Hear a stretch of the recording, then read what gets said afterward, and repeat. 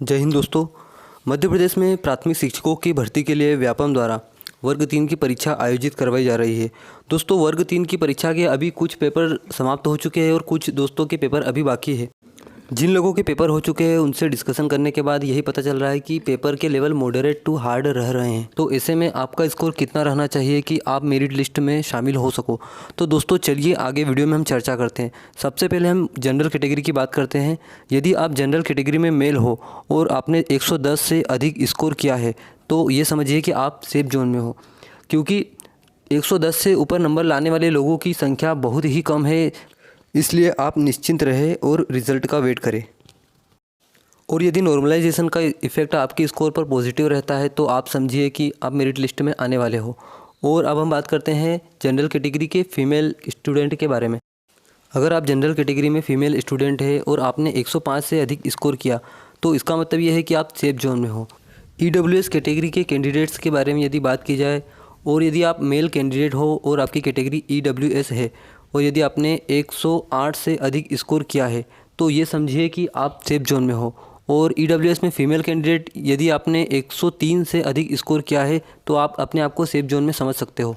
दोस्तों, यदि आप OBC कैटेगरी से बिलोंग करते हो और आपने वर्ग 3 की परीक्षा में 107 से अधिक स्कोर किया है तो ये समझिए कि आप सेफ जोन में हो, क्योंकि इस पर नॉर्मलाइजेशन का इफेक्ट पड़ेगा।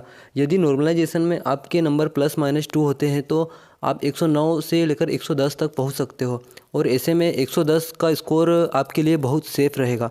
यदि आप OBC से फीमेल कैंडिडेट हो और आपने 100 से अधिक स्कोर किया है तो आप अपने आप को सेफ समझ सकते हो, क्योंकि फीमेल कैंडिडेट के 100 से ऊपर नंबर बहुत कम ही ऐसी कैंडिडेट है जिनके आ रहे हैं।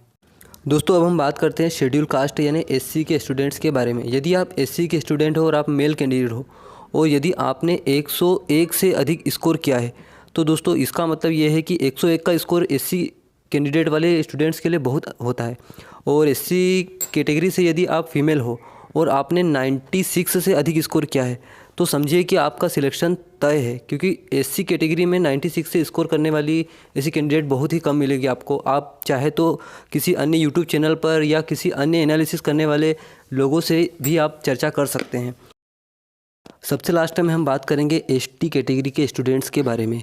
यदि आप ST कैटेगरी से फीमेल हो और आपने 88 से अधिक स्कोर किया है तो आप अपने आप को डेफिनेटली सेफ जोन में समझ सकते हो।